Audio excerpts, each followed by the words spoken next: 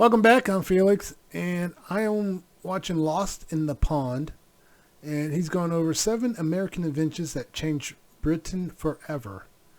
Don't forget to like and subscribe. I watched some of his videos before. I don't think have I actually reacted to one of his videos? I can't remember. I've done so many now. I'm losing track. I'll probably end up repeating them if I'm not careful. But I'm kind of curious to see what inventions he has. And let's take a look and see what he's got. I'm looking at my hair. My hair is going crazy. I need to cut it off. All right, let's see what inventions he's talking about. Just hide it in the bookshelf. America may not have invented the English language, but in its short time on Earth, it has invented plenty of other things. In fact, as somebody who's lived here for 1.6 decades, I've come to realize that these... I'm looking at all that snow behind him. There's a lot of snow. That's a lot of snow. I wonder how long ago this was filmed, because we got hit with the snow. It wasn't that bad where I live. I was able to clear it out. I used a leaf blower to blow away the snow. That's how not bad it was. Inventions impacted not just the United States, but the rest of the world, including Britain. Now, before Uncle Toby clicks away thinking, what could Americans possibly have given us that we didn't improve with a stiff upper lip and a dollop of sarcasm? Hold your horses, because this isn't just about what's my line. I'm talking about those inventions that crept in. In case you didn't catch that, What's My Line is a TV show in the UK, and we brought it over here, and Drew Carey used to be the host of it. Streets and even our pockets. And there are so many of them that if this video does well, there will definitely be a part 2, and if it tanks, then just forget I said that. Oh, and speaking of future videos, if you're subscribed to this channel, thanks. If not, do that now. In the meantime, without any more faffing about, here are 7 American... Yeah, don't forget to subscribe to mine as well. I'll leave a link for his video, of course. Inventions that changed Britain forever. The escalator, invented in 1891 by American inventor Jesse W. Reno. The first functioning escalators were originally more of a Coney Island novelty than a practical solution. You know, if escalators wasn't a thing, I wonder how he came up with the name for it. I wonder if he'll go over that. I may have to look that up just to see how he came up with the name escalator.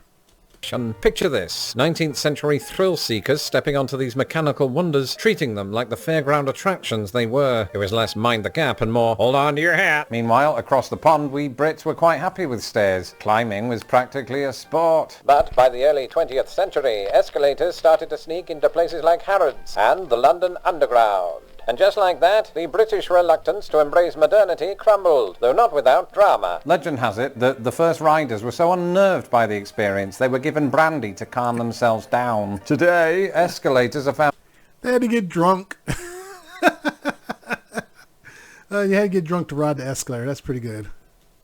Centres all across Britain. And let's not forget the quintessentially British queuing etiquette that comes with it. Stand on the right, walk on the left, something largely eschewed in the United States. From American novelty to British necessity, the escalator proved that sometimes it's okay to take the easy way up. Ah, ketchup. Practically synonymous with American dining. But did you know this popular condiment wasn't always the ketchup we know and love? Early versions were more like a fermented fish sauce from Asia. In 1812, There is a fermented fish sauce that is like ketchup that's used over in Asian countries. Well, they use it like ketchup is what I should say. an American scientist named James Meese became credited with the first recipe for tomato ketchup. However, it wasn't until another American named Henry J. Heinz got involved in the late 19th century that ketchup became the sweet, thick tomato sauce we slather on everything today. While Heinz ketchup started gaining a foothold in American life, it was also sold in the UK from 1886 onward, first as a novelty, now as a must-have. Today, ketchup... I was saying, it just tickles me. Ketchup was sold as a novelty. Escalators was a novelty. All these things, these inventions we had were novelties when they first came about. Is a non-negotiable accompaniment to chips, bacon sandwiches, and, if you're feeling rebellious, a full English breakfast. And let's not ignore its role in settling family disputes over dinner. Red sauce or brown sauce. So cheers to Heinz, which also launched baked beans in the UK, paving the way for that most British of meals, beans on toast. Of course, there are countless European inventions that reshaped American life, like, for example, the printing press. But in a 21st century world where news sources have their own political leanings, staying informed without falling into an echo chamber feels like navigating the London Underground, blindfolded. Take, for example, a recent news event in which Denmark responded to Trump's repeated desire for the US to buy Greenland. How do we see the full spectrum of opinions? Enter Ground News. Is this an ad? It's an ad. He snuck an ad in here. Let me just skip ahead. The link is in the description below. Sneaky little devil. Be sure to strap in for this one, because this is one of the coolest inventions ever made, the electric guitar. Depending on your definition of electric guitar, it was invented in the 1930s by a handful of American pioneers like George Beecham and Adolf Rickenbacker. Originally designed to give jazz and swing musicians more volume, it quickly became the backbone of genres like rock and or roll. Now, Americans might have built the electric guitar, but the British helped to make it a cultural phenomenon. By the 1960s, British bands like the Beatles, the Rolling Stones and the Who invaded the United States wielding Fenders and Gibsons. It's amazing they weren't tried for war crimes. Well, technically, they were inspired by black music who were using electric guitars before they were, actually. Electric guitar wasn't just an instrument, it was a symbol of rebellion, creativity, and occasionally smashed hotel rooms. So here's to the United States for plugging in and turning it up, and here's to us for taking that six-stringed marvel and making chart history. Next on the list, the mobile phone, and believe it or not, the device that you're probably holding in your hands right now started as a clunky, brick-like invention in America. The first mobile phone call was made in 1973 by Martin Cooper, a Motorola engineer who reportedly called his competitor at Bell Laboratories just a gloat. In the early days, mobile phones were seen as flashy gadgets for business executives and Wall Street hotshots. You had to be rich to have one.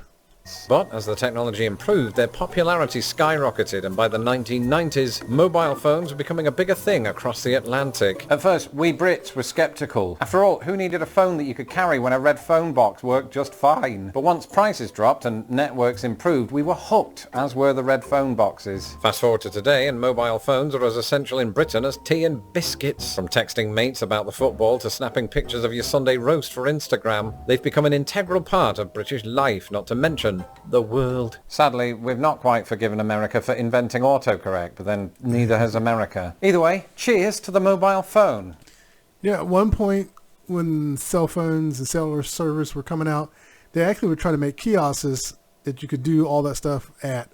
Those have all disappeared, but it was a novel idea. I get what they were going for, but at the same time, when I used to see that stuff, I said, well, I used to think cell phones, you can still do a lot of that stuff on cell phone. Why would someone pay to use that when they can just go get a cheap cell phone? And that's pretty much what happened to that idea.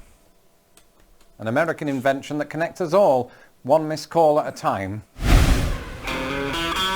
Who would have thought that a pair of trousers...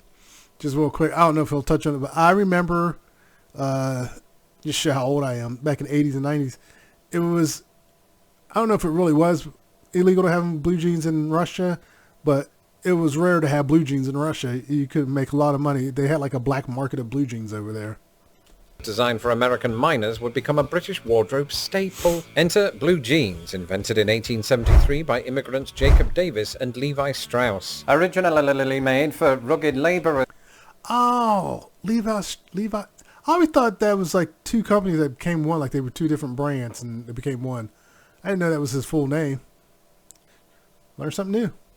These durable denim wonders quickly became a symbol of American work ethic and soon American cool. La la la la la bum bum. By the mid-20th century, Hollywood icons James Dean and Marlon Brando were rocking jeans in films, turning them into a global fashion statement. In the US, they were the ultimate symbol of rebellion and youth culture. Across the pond, however, Brits were a bit slower to embrace denim jeans. I mean, trousers were supposed to be formal, weren't they? But then came a decade known to most as the 60s, when Britain began to emulate American subculture. And today, whether you're heading to a football match or riding the escalator at the shopping centre, chances are you've got at least one pair of trusty blue jeans in your wardrobe. So thank you, America, for giving us trousers that can survive anything, including a drunken tumble into the River Freshney in 2005.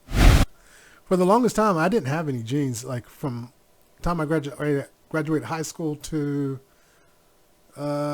maybe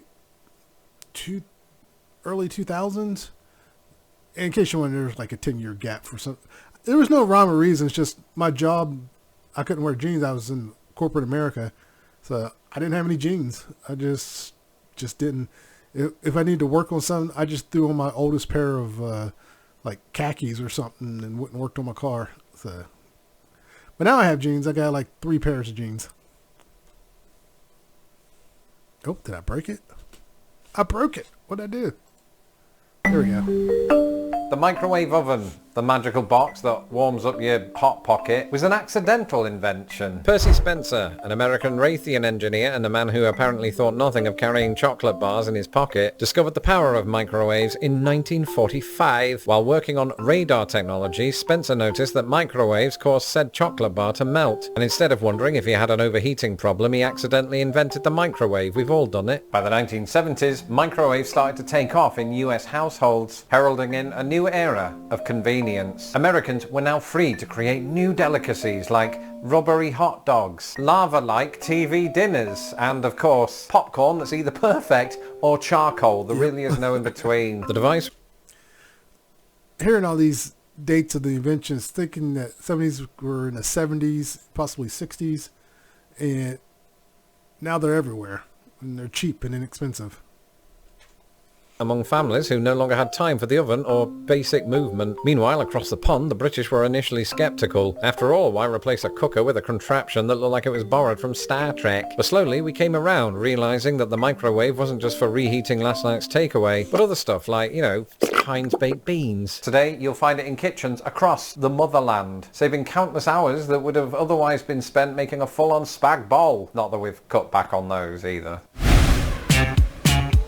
And finally, the internet, an invention that forever changed the way we communicate. For instance, right now, from the other side of the Atlantic, Uncle Toby is able to write, No, the internet were invented by Tim Berners-Lee, an Englishman. And while Berners-Lee did invent the World Wide Web, its related HTML language and other stuff I don't understand, that's not the same thing as inventing the internet, Tobe, so shut it. Instead, it was a product of the US military. Developed between the 60s and 80s as a project called ARPANET, the internet wasn't exactly intended for cat memes. But by the late 1900s, this once clunky system of interconnected computers became the World Wide Web. And I remember this, when the internet first showed up in Britain, it was a slow, screechy affair. Dial-up connections meant waiting ages just to load a single page. And heaven forbid that my dad picked up the landline mid-download. But as broad... Oh God, yeah. Dial-up was horrible. Oh my God. The noise that it used to make in order to connect. But yeah, if anyone picked up the phone, if you had one, most homes only had one landline. Once you have money, then you got a second one just for the internet.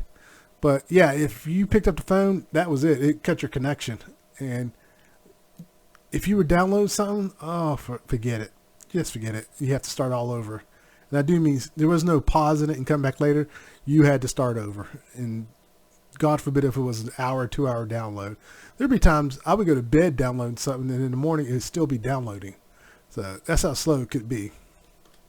Broadband took hold in the early 2000s, the internet transformed British life. From how we shop and work to how we watch a YouTuber explain how the internet transformed British life. Today, whether you're binging Netflix, Googling the nearest chippy, or complaining about the Wi-Fi speed, the internet is woven into the fabric of daily life in Britain. So cheers. Yeah, so that was interesting. I learned some things. And it's amazing how old these products are actually when you think about it. I mean, some of these are older than me and I'm actually older than some of them. So there's that. But I'll leave a link for his video. Don't forget to like and subscribe and everyone take care. Later.